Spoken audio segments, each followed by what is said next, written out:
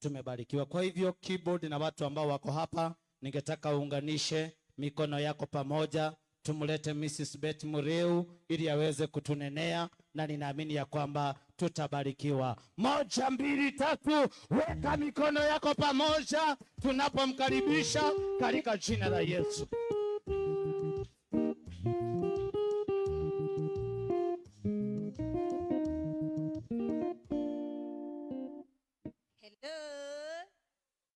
Bwana asifiwe.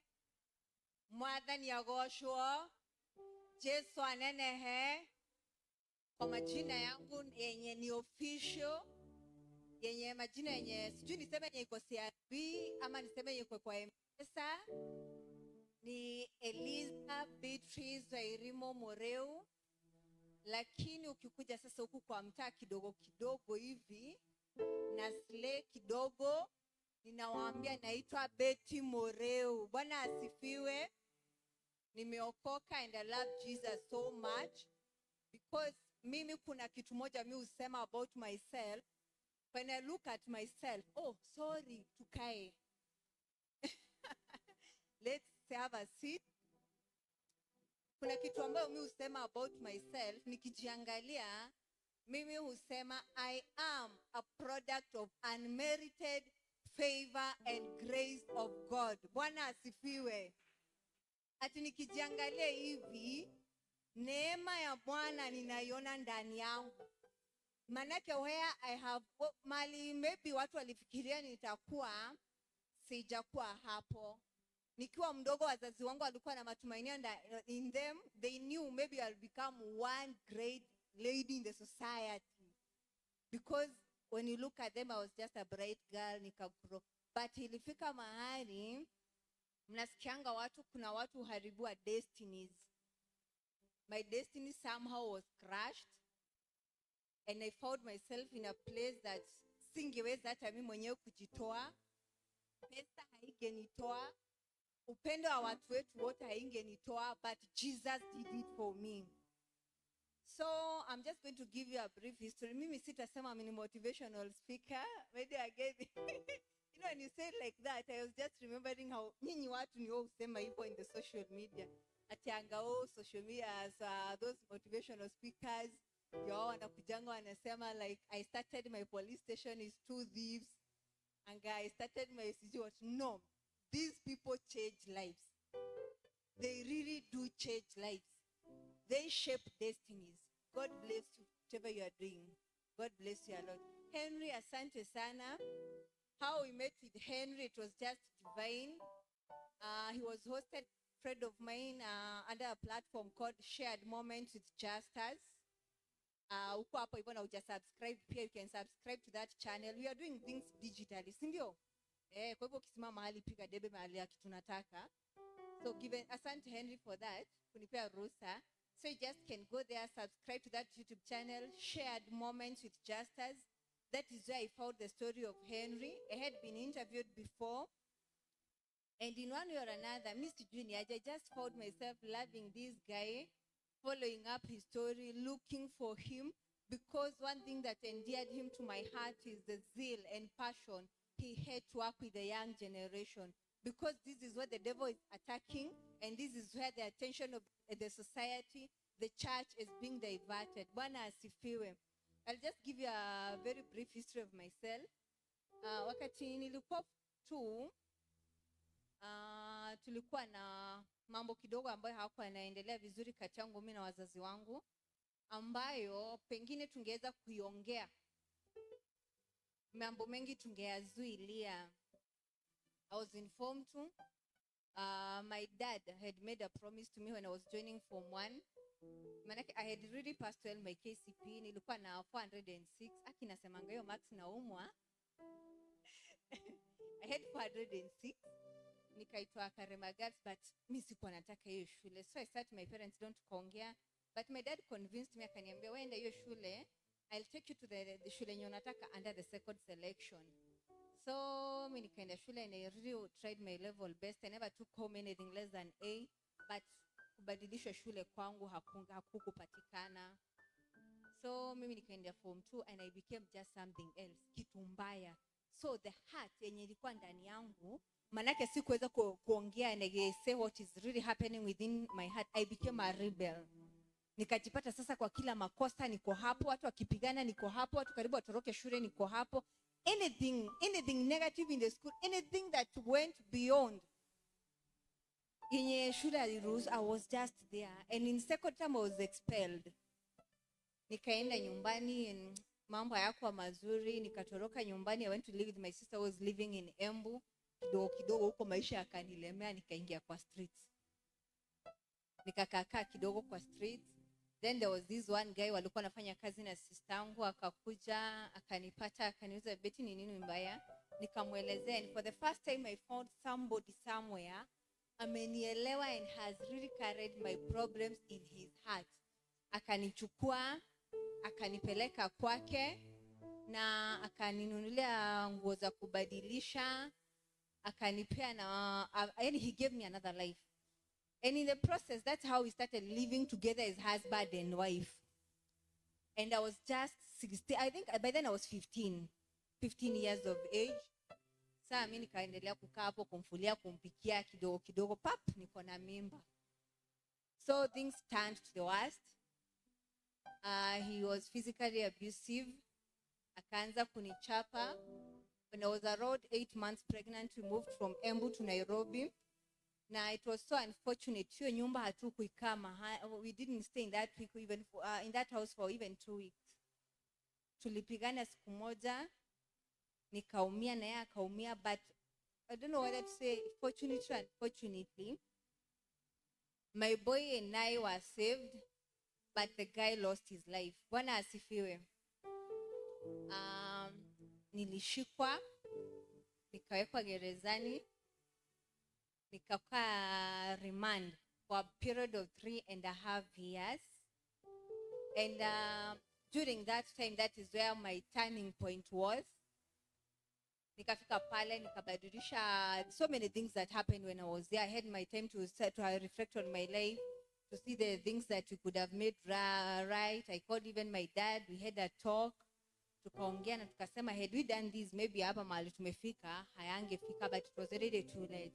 But because God is gracious enough, but God is a God of second chances, but God who created us with a purpose on this earth, he was not yet done with me. He gave me another chance, and that is where I am today, here, because I was never even convicted. Sikufungwa, I was set free. Niliachiliwa tu, kesi ilisha tu hivyo, and I was set free. And since then, I've been using my experience to talk to youth, to talk to our dear parents, because I believe that kama tungeongea, mambo mengi tungeyazuilia. Today we are here talking about why is it important for us to speak up. Kuna haja gani sisi wenyewe kuongea? Ni mambo mengi sana huwa tunapitia, but do not know how to talk. Hatutaki kuongelea, because I've come to realize that most people feel free wakiongea na strangers. Kama mimi naweza kuwa with a very stressful day, niingie matatu, mwenye atakuwa amekaa next na mimi atakipata. Because lazima nitaanzia a conversation and I will vent to that person. Atashuka mbele yangu ama nitashuka mbele yake, aendelee na safari yake, mimi niendelee na safari yangu. But at the end of the day, chenye kilikuwa kwa roho yangu nimeongea na imenitoka. So the pain yenye ingekuwa ndani yangu itakuwa imeisha. Praise God. So ile uchungu ingekuwa ndani yangu itakuwa imeondoka. So today I was invited here as a counselor, and that's what I'm going to do, because I'm just want to highlight on 2 things zenye huwa tunasema mara mingi. Kuna many times that we say that, hey, niko na stress. Nani anaweza fafanua ama nani anaweza tuambia what is stress? Let us engage. Nani anaweza sema what is stress? Yeah, when you say, because I believe kila mtu hapa ameisema niko na stress, si ndio? Ama unapata kitu unasema kitu inanipea stress.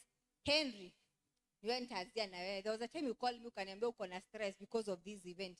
Wakati ulikuwa unasema ulikuwa na stress, what was really happening? Ulikuwa unahisi aje?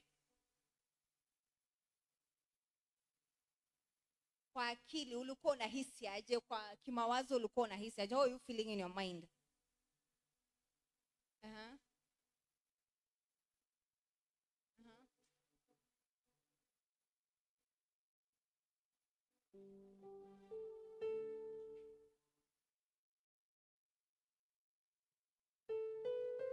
Wow, thank you. So Henry says that alikuwa anasikia amechoka, na alikuwa tena wakati mwingine ana feel under pressure ya kuuliza pesa zitatoka wapi, na mpaka to an extent anaumwa na kichwa. So there are those times that we do not really have the stress. I want us today to differentiate two things, a burnout and a stress.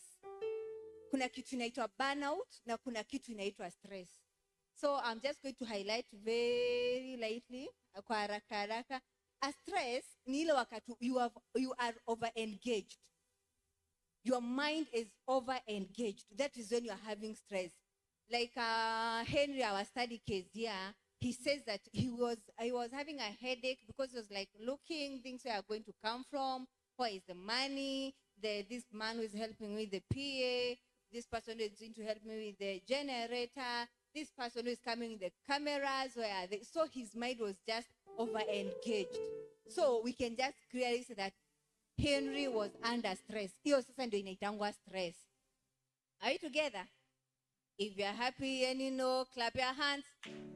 If you're happy and you know, clap your hands. If you're happy and you know, and you really want to know, to show, if you're happy and you know, that is good to buy. At least now I can see those people that were getting lost, they're coming back. Yeah. So, mimi si muimbi. We are all talented differently. So, that is what you can say that is, stress is. There is something that you call a burnout. And a burnout can be an opposite of stress because this is when you are under engaged. This is a place that you feel that something that nilikuwa nataka kufanya sijafanya.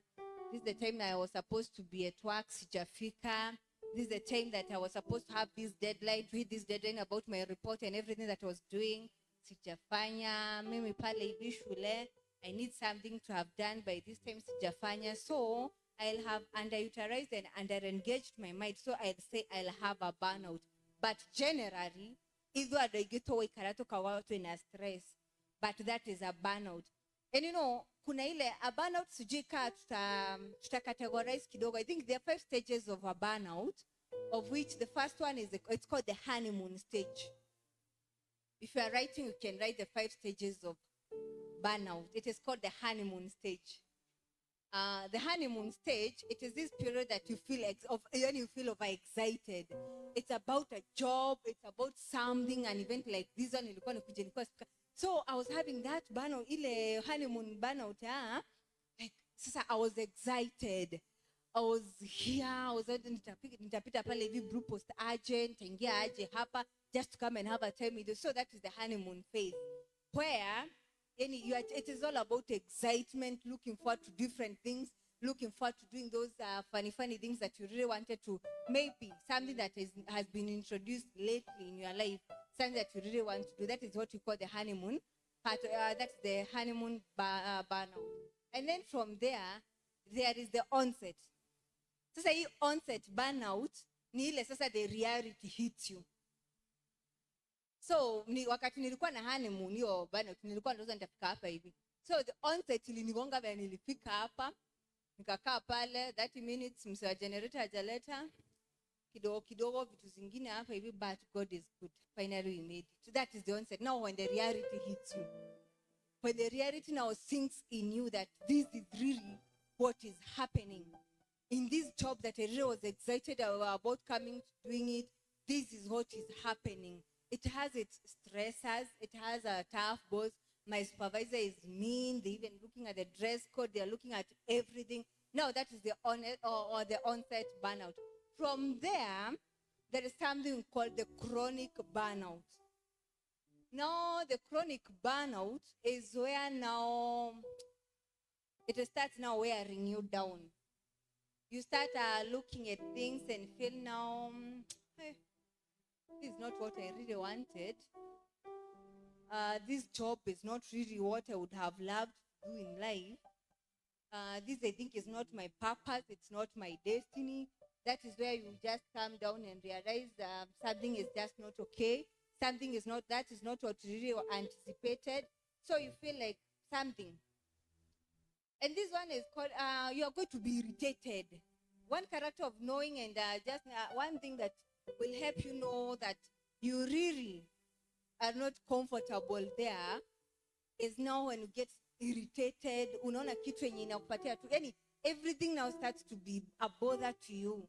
Everything starts feeling like, I know this one is not working for me. I'm now starting to get a way out. And now when you're trying to get the way out, you'll find yourself in the fourth stage, which is the burnout itself. Sasa hapa ni penye umechoka, akili imechoka, you are not even in touch with yourself. You get into that place and you feel like you've just walked into a prison. You feel this is not the place that I really wanted to be. This is not something I want to do anymore. That's now the complete burnout. And it is the fourth stage of burnout. So you'll get, at times you'll get the headaches, the fatigue. You feel like, you are quitting. You've given up. Now when you give up, you find yourself in the habitual burnout, which is the final stage of a burnout. This habitual burnout is a place now you find yourself now. You no longer look forward to going to that place that you wanted to go. You no longer look forward to going to doing the things that you wanted to do. You become even disengaged. You become a withdrawn person. Mwili yako inaweza kukua mpaka saa zingine uko na maumivu because now it has become habitual. So this is the area that you get. People might slip into a depression from this stage because you may not try and find your way out of whatever is eating you. You may not find a solution to what you are doing. You may not find your productivity has become low. Even when you're feeling down, like you are seated, you feel even at times your heart beats less or even faster because of this, and those things that lead to other diseases like the diabetes, high blood pressure, because now this is the time that you really need to change. And people reach to this stage without them knowing. Kama kuna kitu moja nimekuja kuelewa, there is something that you call mental health illnesses. Hiyo kitu haigunduliwi kwa haraka.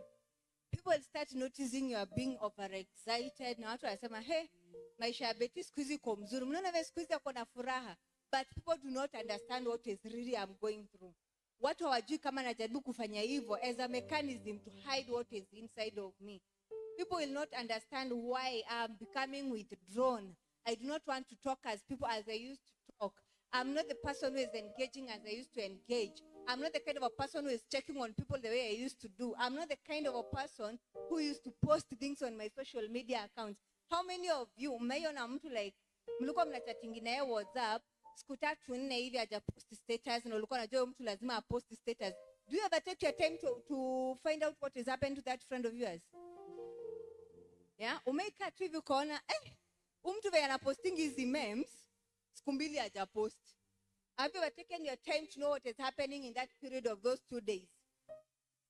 Have you ever taken a time to know that this person who has always been active on Facebook, on Instagram, is not active anymore? These are 3 days and I haven't seen the comments.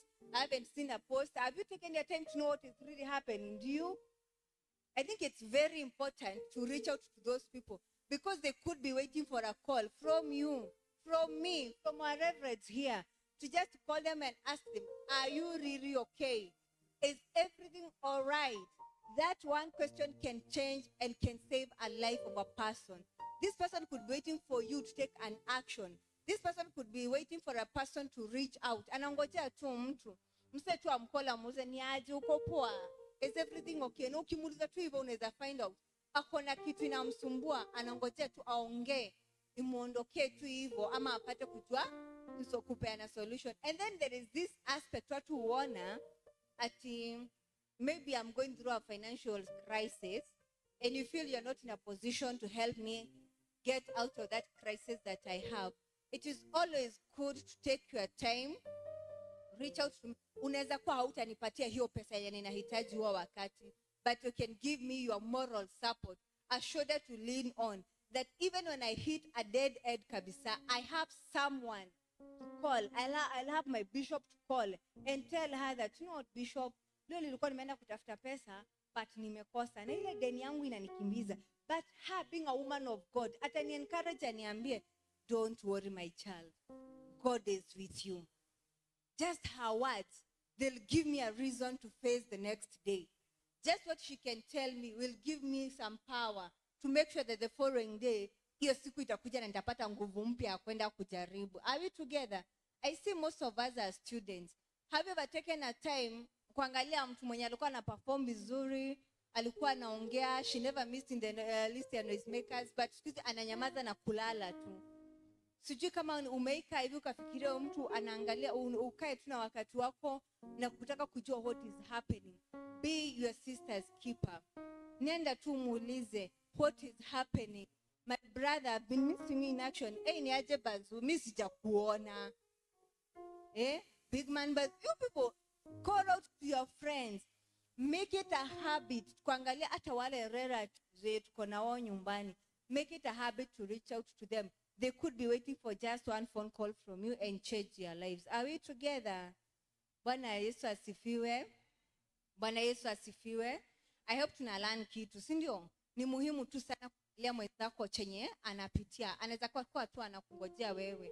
Uende umuulize, muongee na yeye, na everything will change. Bwana asifiwe. So, getting back to this, it is how it is also important to speak up.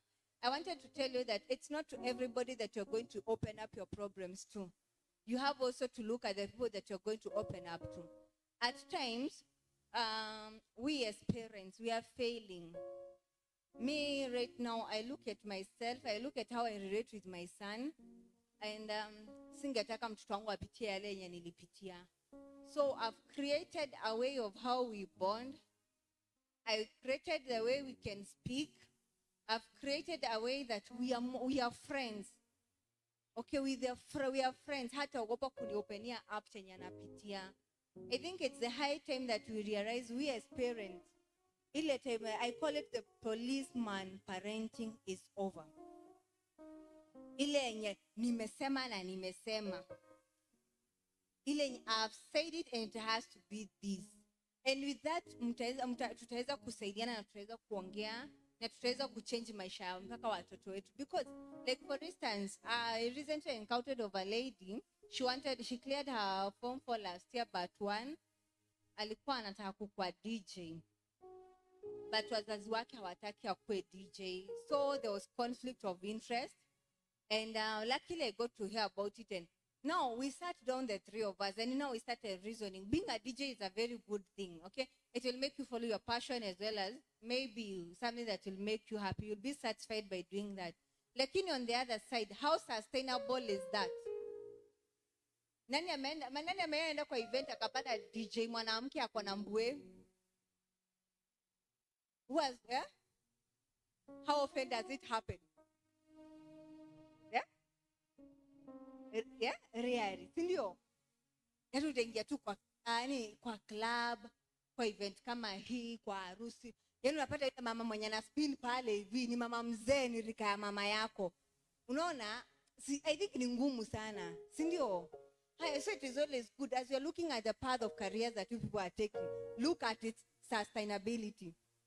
Okay? So mkaa na wazazi mnakaa pale sasa tukaongea, nikauliza huyo msichana now.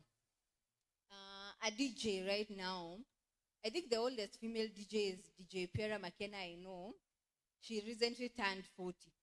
She has created a brand for herself, and besides that, she has been successful. But in Kikuyu, we say, nobody akawata kine no ne kawata ne ya wo muradi, right? Yes. Na bahati ya mwenzio usilalie mlango uwazi. There is a time that you need to be like her, but your destiny is not. Their destiny is not that. I was watching as my predecessor here, Wangethi, alikuwa anaonyesha watu kuhusu the starting point and how they. I saw one lady was looking this way, and Henry was looking this way, and a friend of his was looking this way. You know, those are the directions to take a life. wanaenda hivi na wanaenda, lakini atafika pale, but destiny and fate is calling you back. Upate you are going to take a curve when you are coming back, and your destiny is going to intertwine somehow with that one of Henry, the way they are doing. So it is always good to see the success, as you work on your own success, work also with the success of the other person. And our success as parents, it is to see our children succeed. And as they succeed, let their destinies, let them look for this destiny. So destiny itakupata mahali umekaa. Destiny will not come for you where you are. It's for you to go and look for that destiny. Because unaweza kaa hapa, there's a friend of mine anaitwa Joe Mwangi. Ananifurahishanga, he says that utakaa hapo ngoje destiny yako ikupate. Utakaa kama ni shule mahali hivi sasa. I see most of us maybe in college and maybe in high school, but in a place yenye utapata marks zenye hautaki. Upate kama you just cleared for vote, utaenda college yenye hautaki, a course yenye hautaki, uende upate kazi yenye hautaki, mshahara yenye hautaki, uende uolewe na mtu mwenye hautaki, upate watoto wenye hautaki, ukufe venye hautaki, uzikwe venye hautaki, probably utafufuka venye hautaki. Because of one mistake that you did, you never went out to look for that destiny. Ulikaa hapo ukangoja destiny ikupate. It is always good to expound in our social lives, to go and get out how we are going to get and source our destiny. So as I wind up, because of time, let me just wind up. I believe that today, tumenani ameweza kutofautisha the difference between stress and a burnout. Yeah, somebody at least anaweza kujua wakati you can evaluate yourself through what you've learned and just know that I'm having a stress. Stress ni hiyo yenye nimesema, it is when you are over engaged. That's why I've not even given out the signs of stress, because wakati mind yako iko na vitu mingi za unafanya, utafeel umechoka, unaumwa na kichwa, hutaki kuona mtu, kila kitu inakukasirisha. That is when you are stressed. But when uko na burnout, inaendaga in small phases when you feel like you are so much under engaged. Mungu awabariki, awatende mema, and I look forward to having you people once more. I look forward to seeing people becoming more of your sister's keeper, knowing how your relatives are doing, how your friends are doing. We as parents, tuweze kuengage na watoto wetu. We know what they want. Tuwasikize nao pia watusikize, because it is very important. Tutabadilisha maisha yao. God bless you. God loves you all.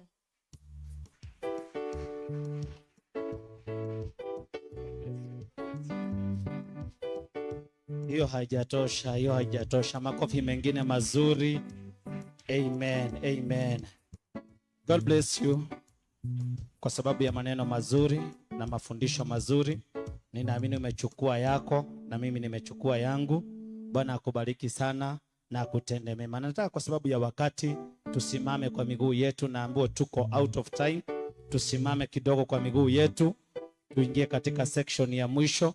Alafu baada ya hii ndisho atakuja hapa, atatuelezea more about the group, vision, mission, hiyo yote, na ninaamini ya kwamba tutabarikiwa. Before tuende lunch, nataka tuingie kipindi cha mwisho, tutoke kama tumetoka, na ninaamini ya kwamba tumebarikiwa. Lakini nataka tuweke moto kidogo, tuache kukaa hoi hoi. Nataka nimlete apostle juu ya madhabahu, atatuletea bishop ambaye atatamatisha kipindi hiki chetu ama seminar hii yetu. Alafu baada ya hiyo tuko na DJ atatutumbuiza tukienda lunch, na ninaamini ya kwamba tutabarikiwa. Kwa hivyo nataka kama unitayarishie keyboard vizuri, nilete apostle hapa kwa dakika moja, alafu amlete bishop, tumalize hicho kipindi, alafu DJ na other presentation zitakuja pale mwisho tukimalizia. Kwa hivyo nataka uache kukaa goigoi. Inua tu mikono yako vizuri.